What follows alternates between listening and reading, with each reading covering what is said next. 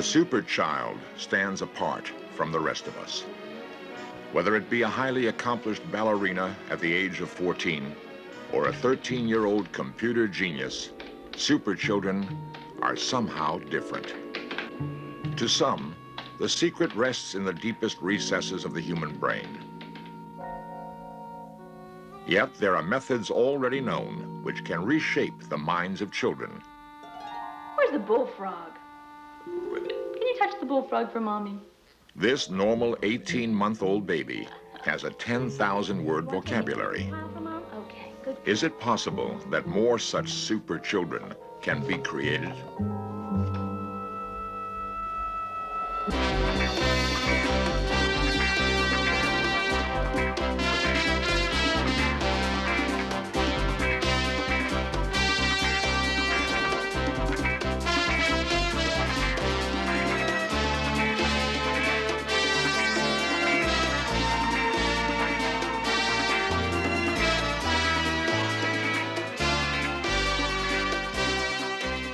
This series presents information based in part on theory and conjecture. The producer's purpose is to suggest some possible explanations, but not necessarily the only ones, to the mysteries we will examine.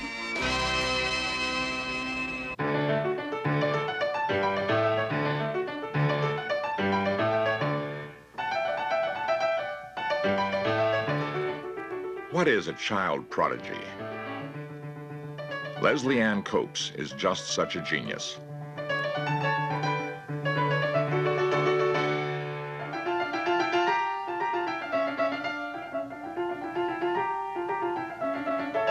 In 1979, she was the only pianist to win the prestigious Los Angeles Philharmonic Symphonies for Youth competition. In the little investigation that has been done of the gifted or genius child, there are few indications that genius spawns genius. What then is the determining factor? It seems highly likely that environment may play a key role in the nurturing of the gifted child.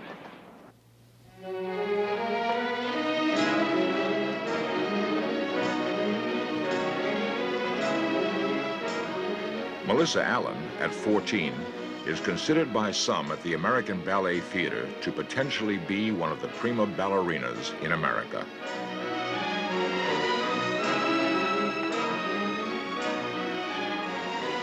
The sacrifices have been many. Melissa explains the rigors of her daily schedules. It's really strenuous. I get up in the morning about 6 o'clock, get ready for school, go. School starts at 8 o'clock. Then I go from there, I eat my lunch and do my homework on the way to ballet. And then I take 3 classes, and then I come home about 7:30. I'm home about 8:30. You got a lot of homework there? Yeah, biology and English. A lot in it. You better get started on it then. Yeah, so better get Try started. and keep the boat from rocking too much. Despite her harried schedule, Melissa will finish high school a year early. The necessary ingredients to create such a super child are discussed by her teacher, Margaret Graham Hills. I don't like the word genius, but she has something very close to it. Genius, in a way, to me, implies something that's not as down to earth as the people who really work are. Genius is almost as though it happens to you and you don't have to work for it. And Melissa works for it. She's got the body, she's got the brain, and barring accidents and that sort of thing, I think she will go very far.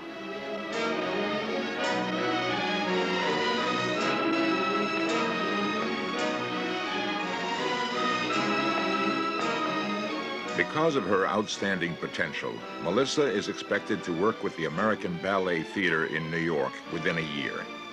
Time, effort, and talent will determine if she will become a permanent member of the troupe.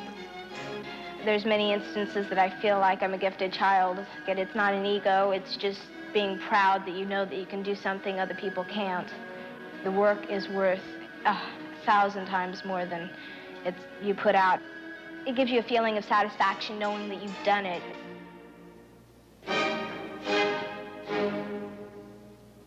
As far as Melissa and Melissa's type are concerned, I think, yes, they would be very, very good at anything they set out to do.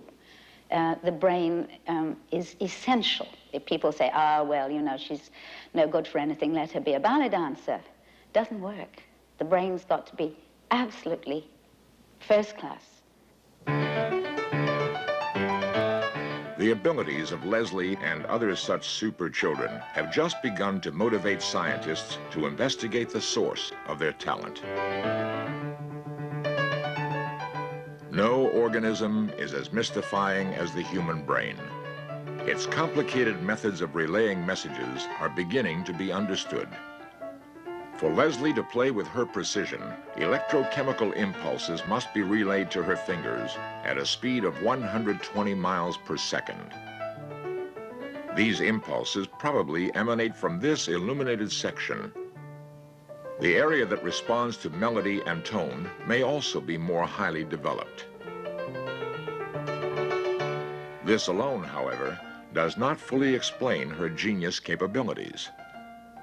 Perhaps probing even deeper into the interior of the brain will provide the answers.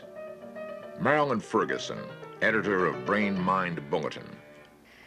The human brain has tremendous capacities which can either unfold or be left sleeping.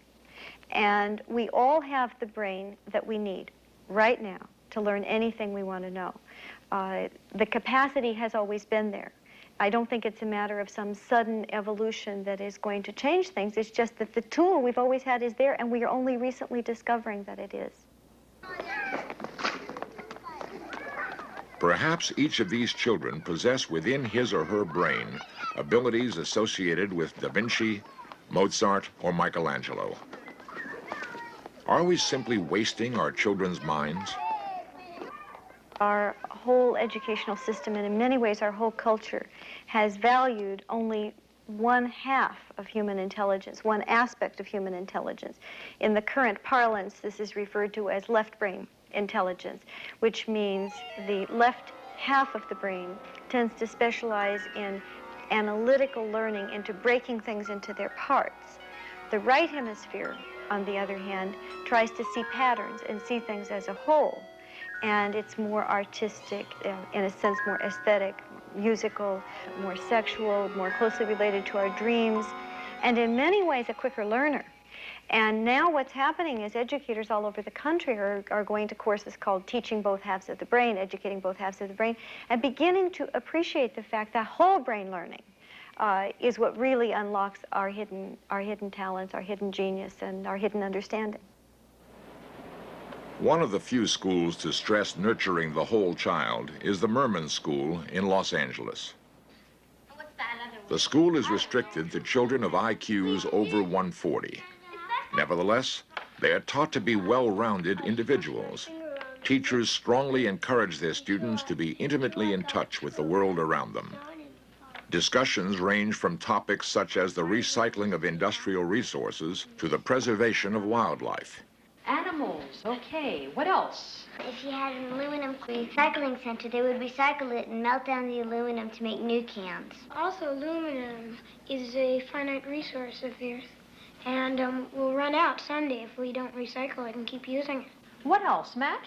Well, imagine 2,000 years from now, somebody decides to build a garden in his backyard, but his backyard is on top of a former nuclear waste dump. Ah, how can that present a problem? He'll be eating radioactive food. Right. These students far exceed their peers in verbal abilities. The school's curriculum is explained by Dr. Norman Merman. We feel that our program is important in enabling the bright child to develop a positive self-concept. So often these children are perfectionists, and they need the reassurance in a school situation like ours to make mistakes, to learn from their mistakes, and to realize that that is how we grow. They also, we feel, learn that there are other people like themselves with similar interests, with similar enthusiasm for learning, and they are not, in a sense, the loner out in left field. Well, an animal that hasn't really changed a lot is the cockroach, which has stayed the same for about 3 million years. It's sort of gotten its own little niche right there. And that brings up the theory of punctuated equilibrium. which states that evolution is not, as some people think, a gradual, continuous change, very slight changes though, but instead it's a million years or a few million years of something staying the same, and then all of a sudden a spurt of change. Consider the bright child in a conventional situation, how he or she feels that they are really number one, so to speak, or top banana. And when they come to us, it sort of takes the hot air out. They really have to produce and think through what they're saying, and this is so often brought about not necessarily by the teacher, but by the other children in the classroom. Specialized schoolroom programs provide a fertile ground for capable children. Their potential is being carefully nurtured. For them, education is a challenge. Given an opportunity equal to that of the Merman children, some believe children of average intelligence could become gifted. A startling new process used only in Philadelphia provides this child with a 10,000-word vocabulary. Will this program make it possible for every child to be a genius?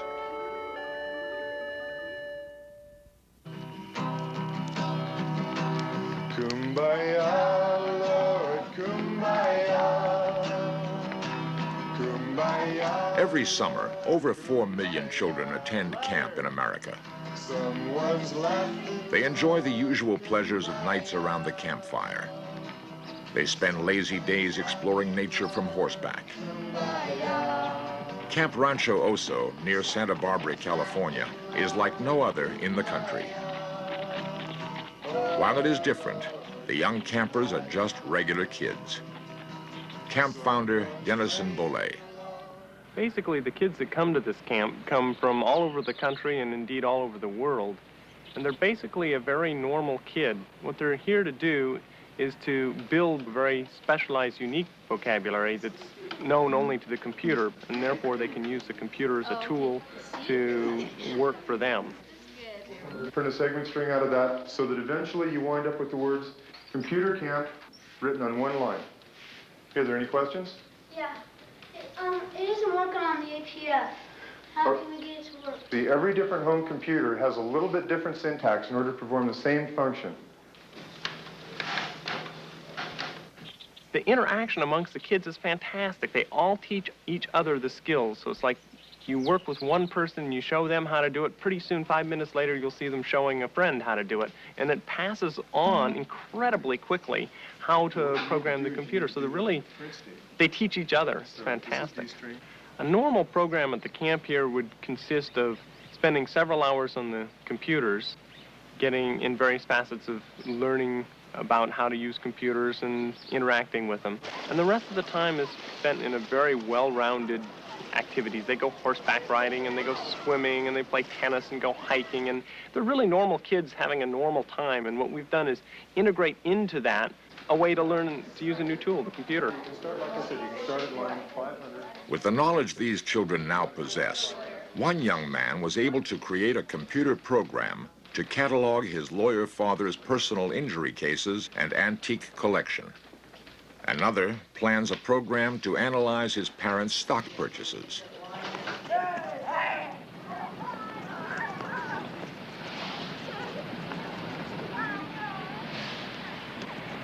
Camp Rancho Oso provides us with some intriguing questions. The children there are aged 10 to 15. What if they were much younger? Would they have an even greater capacity to learn? We are taught that the capacity of the brain at birth is limited.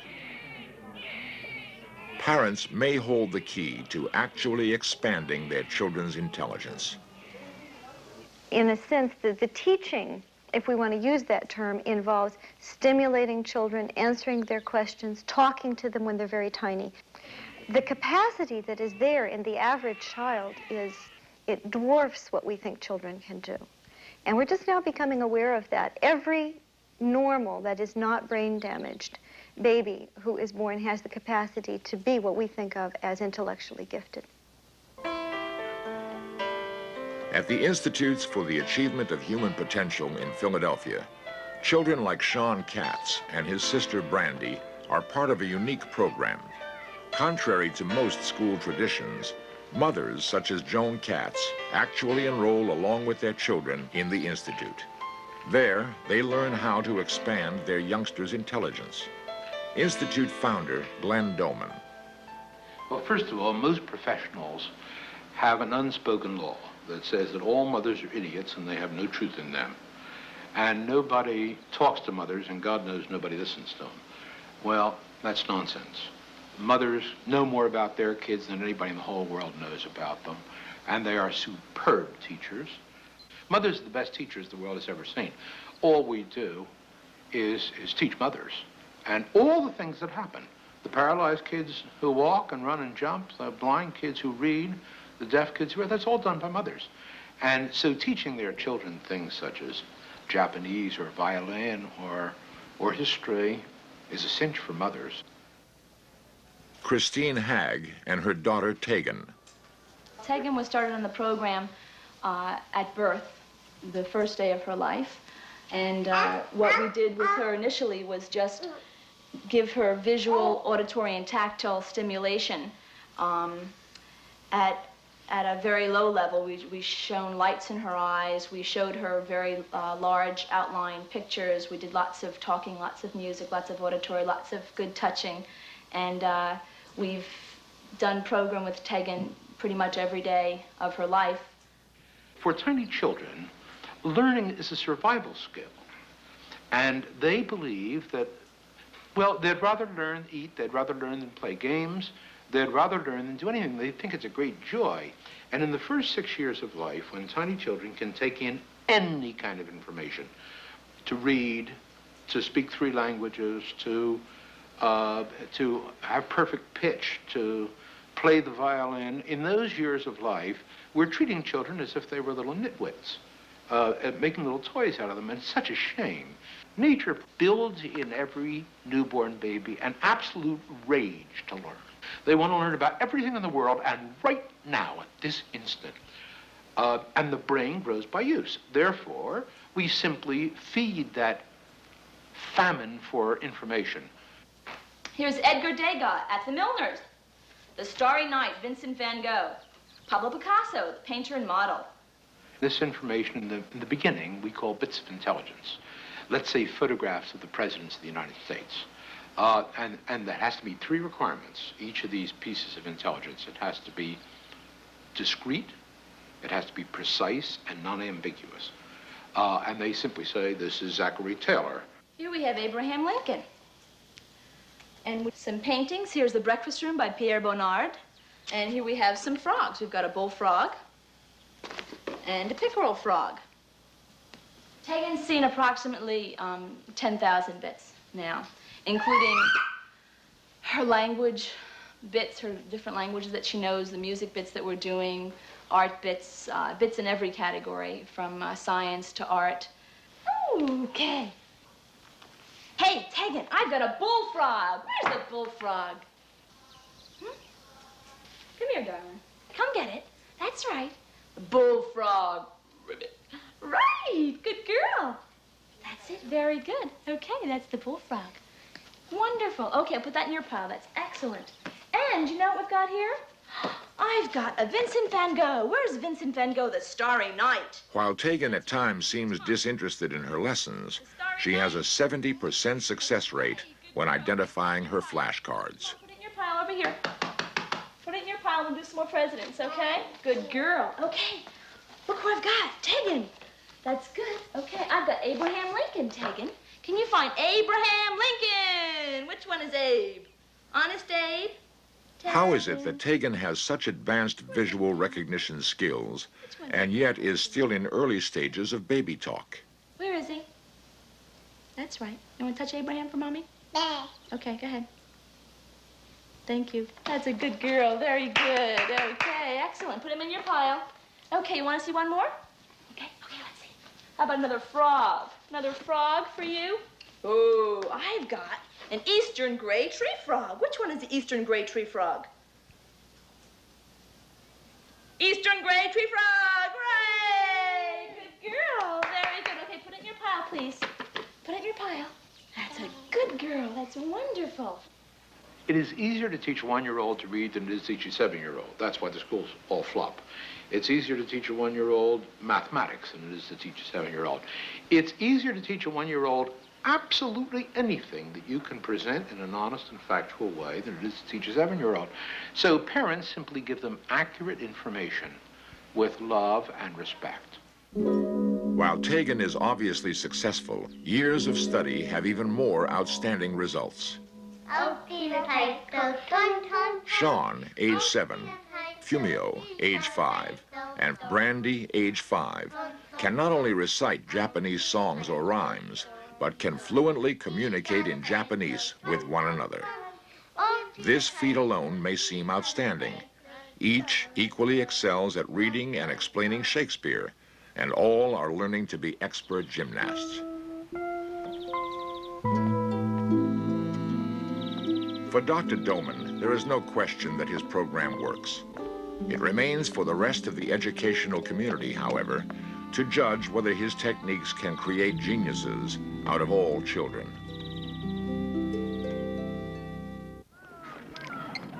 It now seems highly possible we can develop geniuses from normal children. The question is, however, do we want to? I believe, with good reason, that every child born has the potential for genius. And I think the world needs more, not fewer, geniuses. I think it's good, not bad, to be a genius.